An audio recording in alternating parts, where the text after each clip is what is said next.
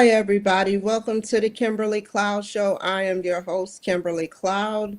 Today, I have a very, very special guest here for the show today. Can you go ahead and announce to the world who you are and where you're calling from? Yes, I'm so happy to be here, Kimberly. I'm A.Burich, and I'm from Michigan. Okay, Michigan. Great. How's the weather out there, by the way? It's absolutely beautiful. It's a beautiful day. Great day to be with your kids, to get outside and play. Cool. Can you tell me extensively about your past leading up into your present? And if I cut you off, it's because I have a question. All righty, yes. I came from some sad beginnings. I was unwanted child, and not because my mother didn't love me, but because she had two older children that she couldn't feed. And she was wondering how she was going to feed me. So, I came into this world knowing that I was a burden, and I did everything I could to try to be a shrinking violet and to stay out of everybody's way. My mother told me stories that I would cry because I knew I was a burden. She said, you would never cry. You never gave me any trouble. And I'm going to start crying now because I can remember those feelings as a little child of being a burden. So I had a lot to overcome, and that's one of the reasons why I wrote a parenting book, and I want to help parents because, in my book, in fact,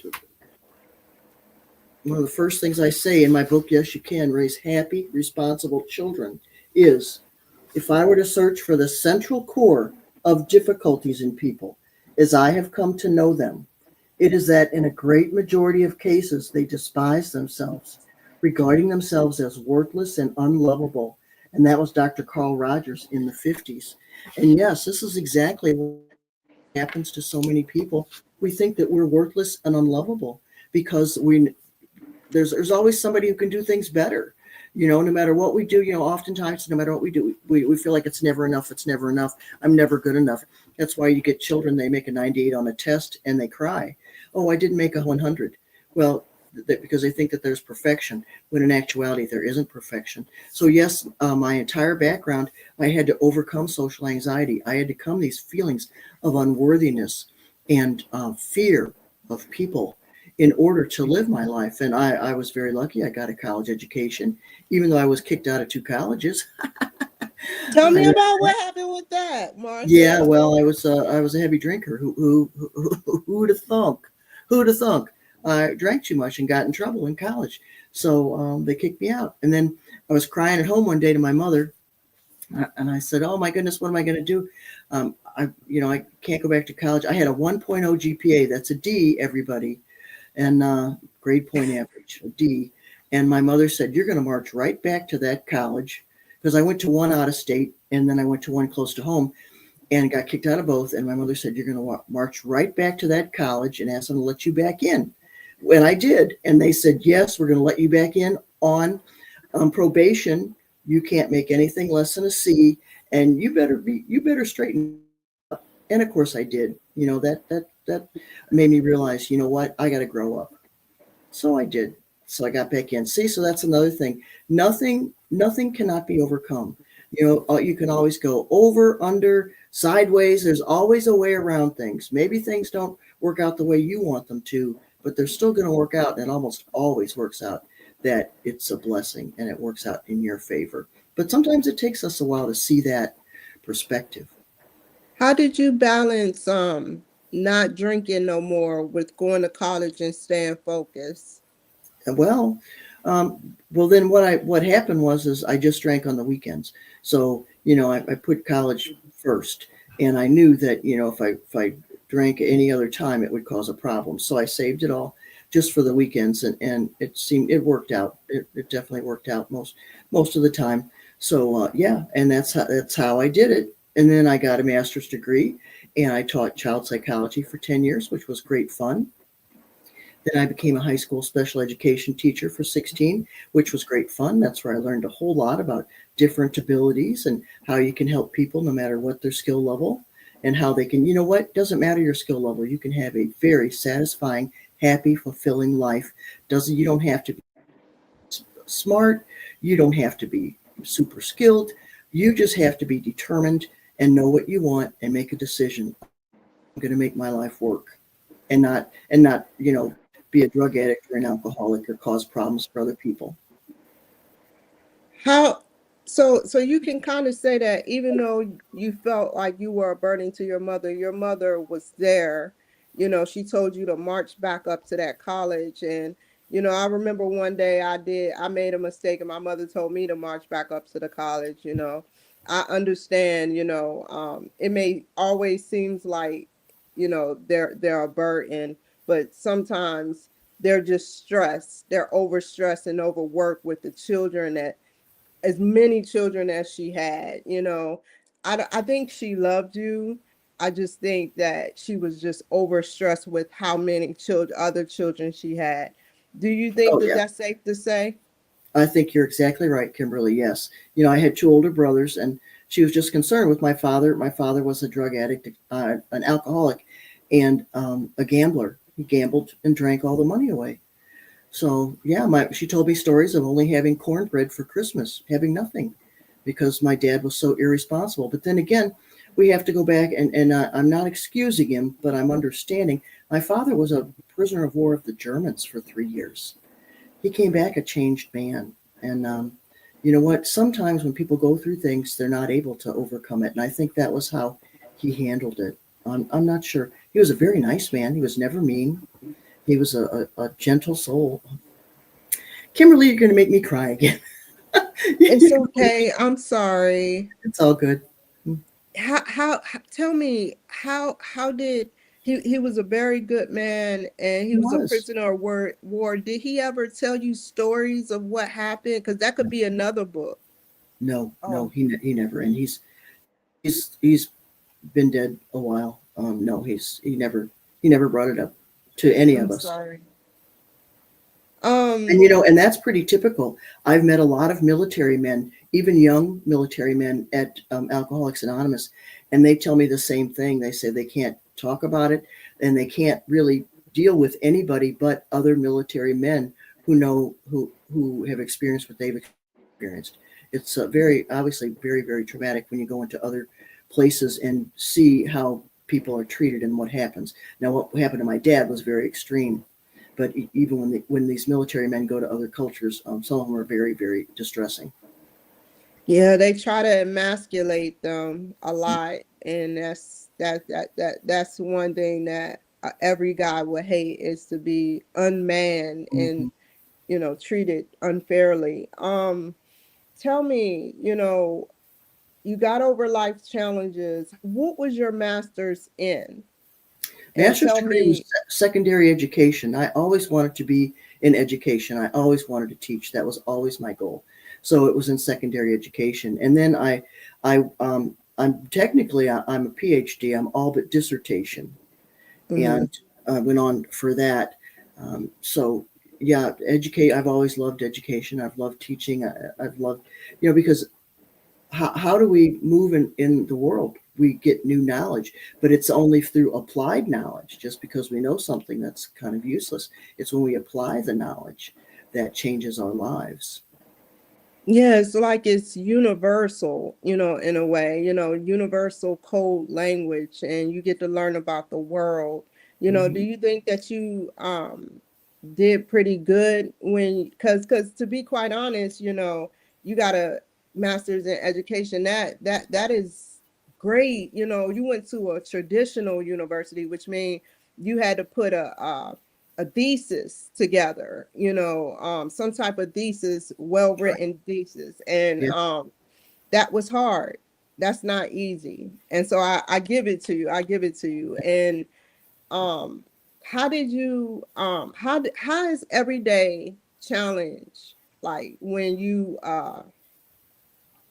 what you have been through? How do you go through a learning experience where you take a step back if history repeats itself and you say, well, I can see where this is going, I'm not going to take that route?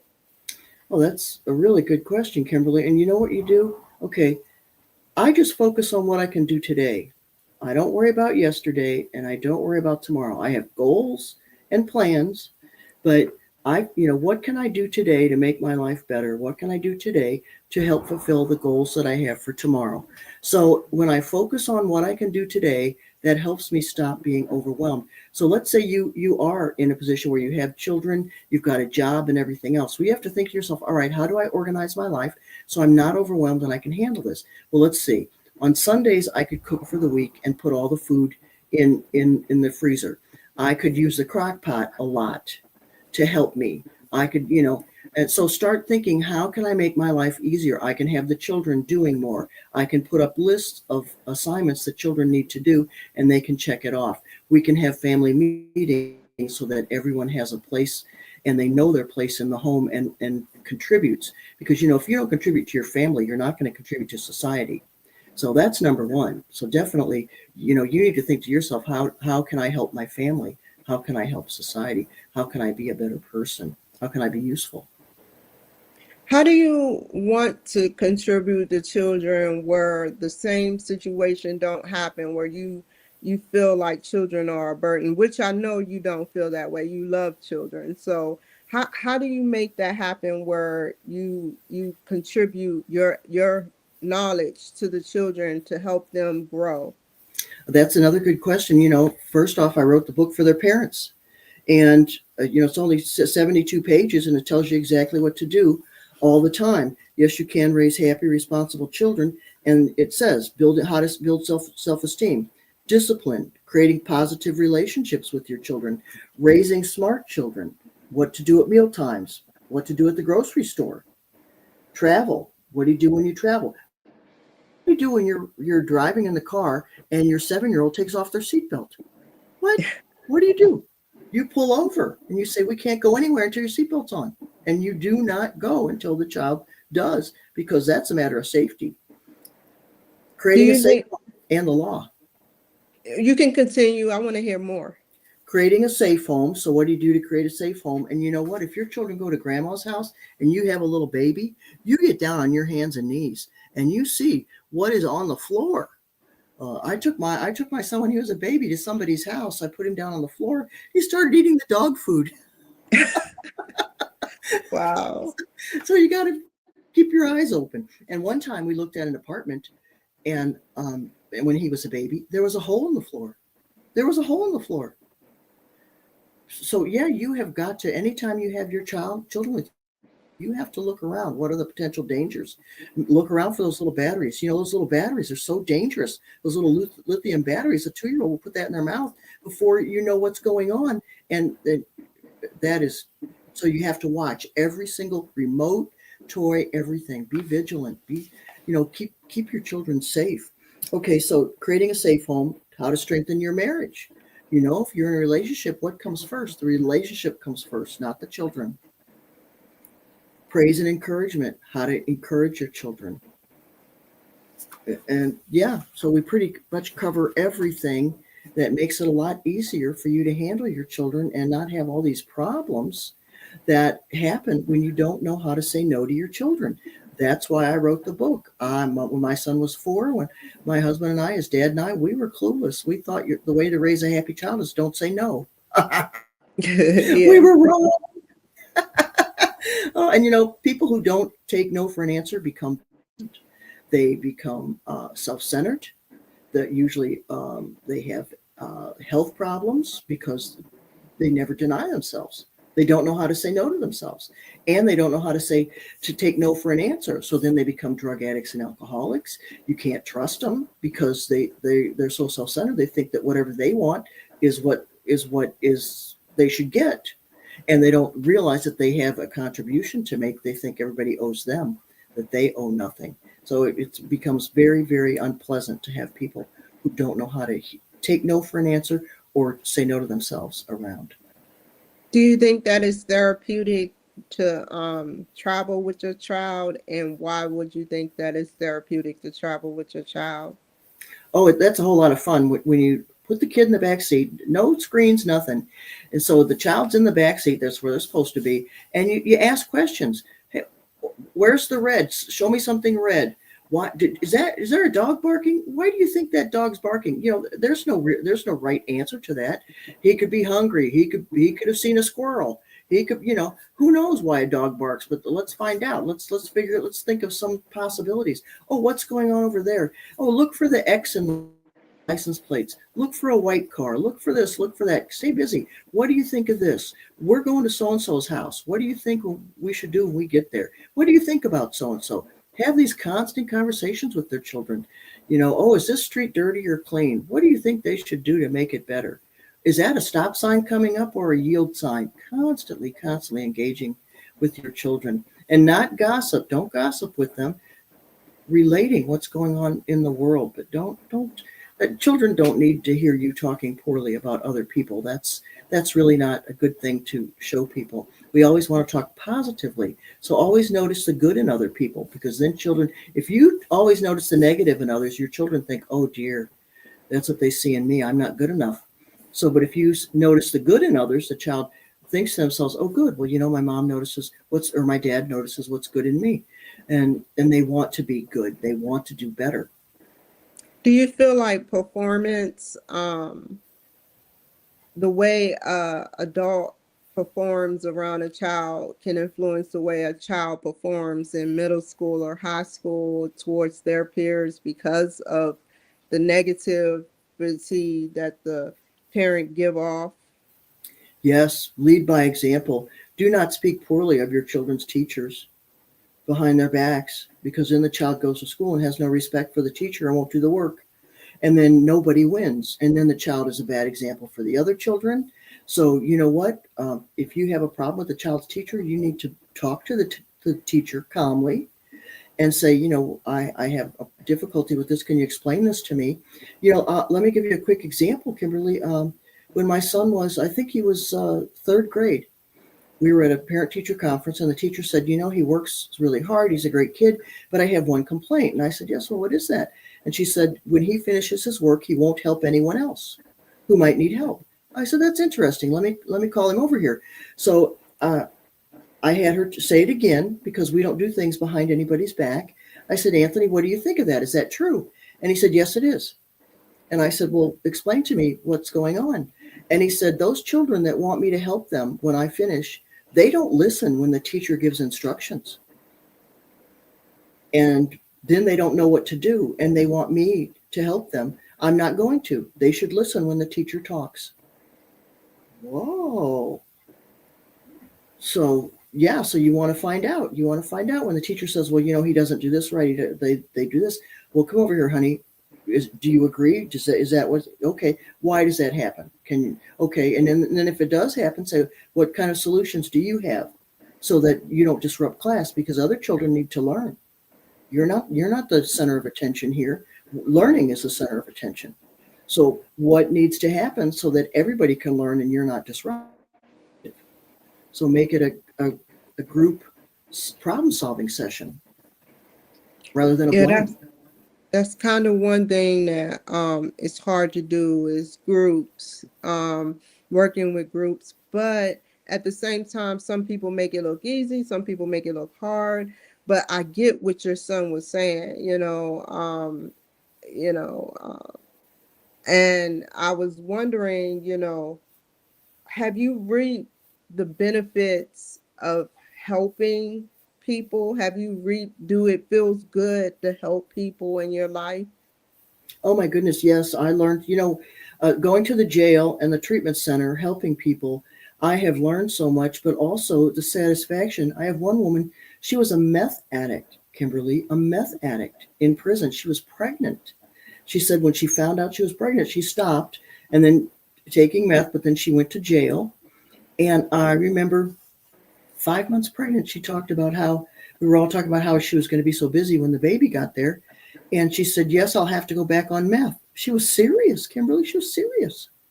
And then, of course, everybody talked her out of it. Well, when she got out of jail, her mother died. She did not relapse.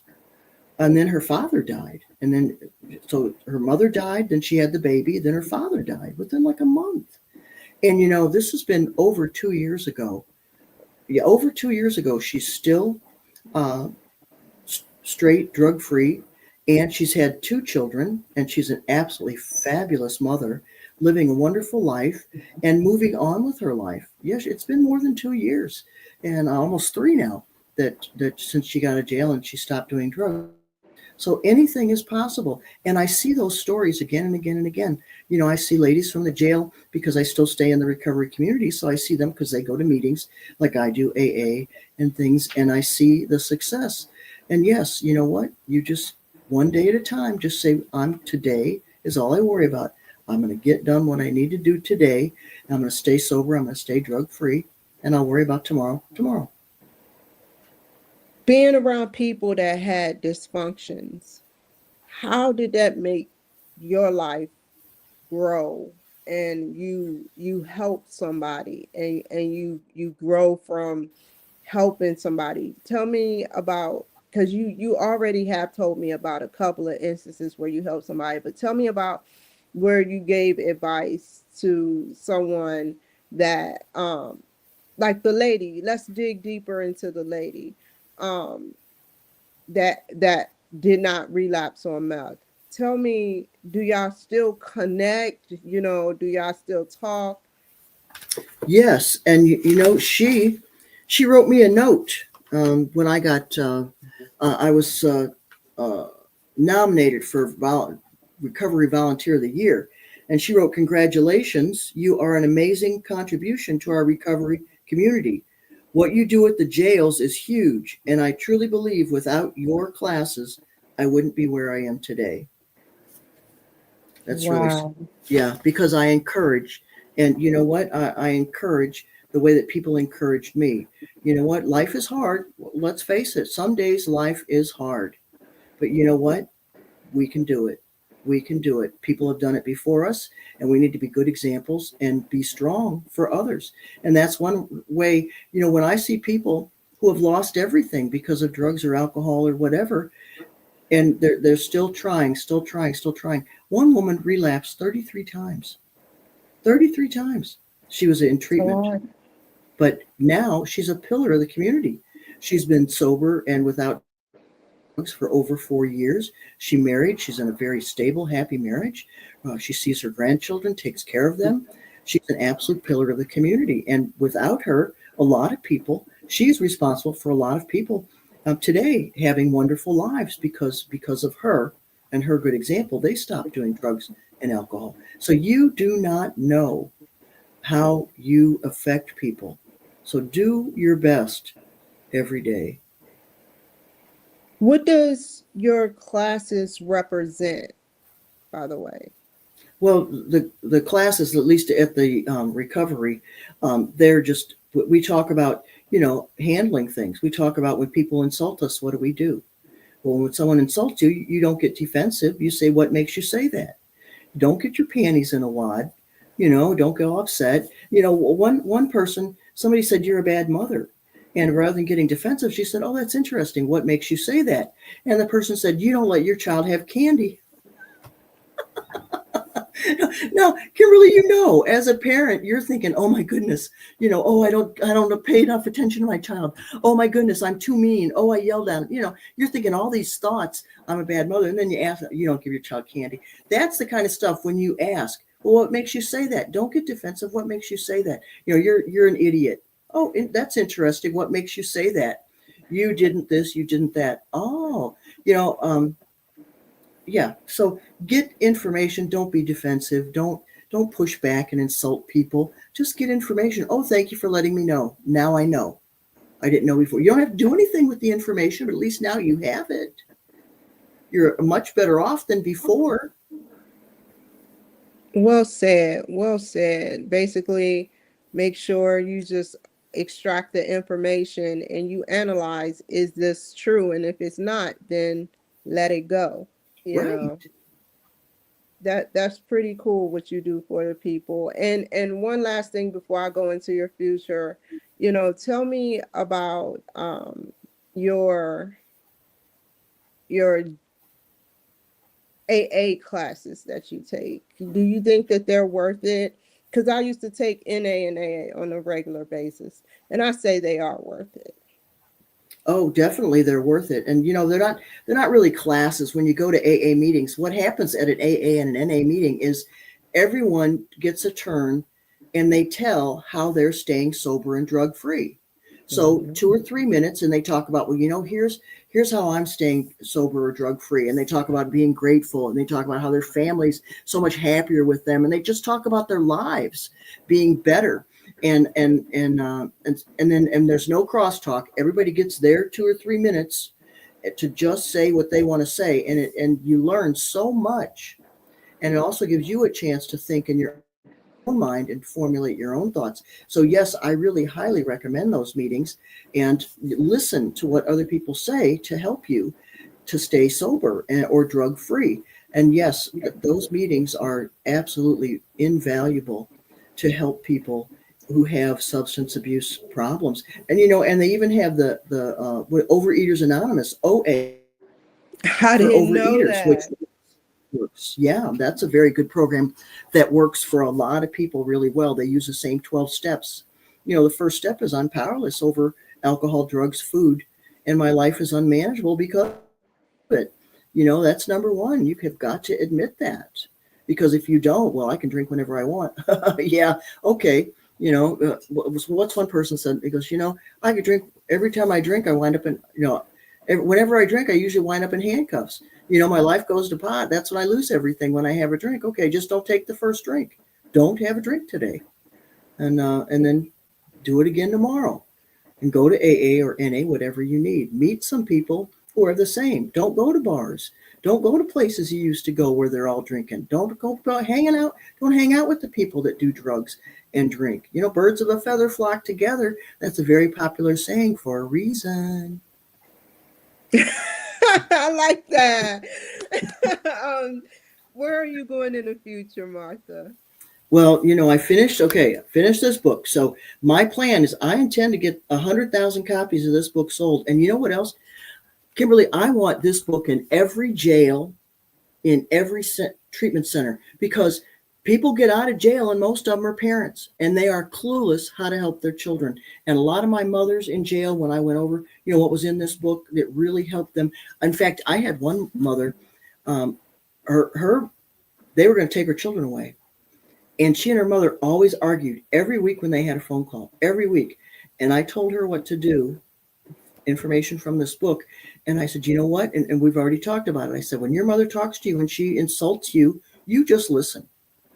And you ask her, what makes you say that, Mom? You stop being defensive and you just listen. I'm going to cry again. She told me it totally turned their relationship around, that they were having pleasant conversations, and the social workers, this was when she was still in jail, the social workers told her that they were no longer even considering taking her children from her. So when she got out of jail, she got her children back. She got a job. She's thriving. She is thriving. So you know what? Little changes make a big difference. So this helped a lot of people, and that's why I want it in every jail and treatment center everywhere. So I'm going to start writing grants to try to do that. I'm trying to figure out how I can do that. And then also, what's in my future? Well, I have a book for teachers that I'm in the middle of writing. But you know what? I spend a lot of time on podcasts and things and doing my best to promote this book. So if you have a library, go to the library, ask for the book. Yes, you can. Raise Happy, Responsible Children. Go to your bookstore. Ask your bookstore to carry it. Yes, you can. Raise Happy, Responsible Children. Because Jack Canfield, who wrote Chicken Soup for the Soul, Kimberly, he wrote this entire back. This entire back cover is Jack Canfield's endorsement of my book. And he said this book has the potential to transform the lives of families worldwide. And it does. I know, because it transformed the life of my family. Well said, Martha. How can the people reach you? Okay, you can go to my website, marthaburich.com. I'm on Facebook and LinkedIn, and I have a YouTube, Martha Burich, YouTube at Martha Burich Parenting. I'm all over the place. Cool. Thank you so much, Martha. Stay on the line. Thank you, everybody, for joining my show today. Y'all take care, be safe, and I'll see you guys later. Bye. Never waste my time. You are I want.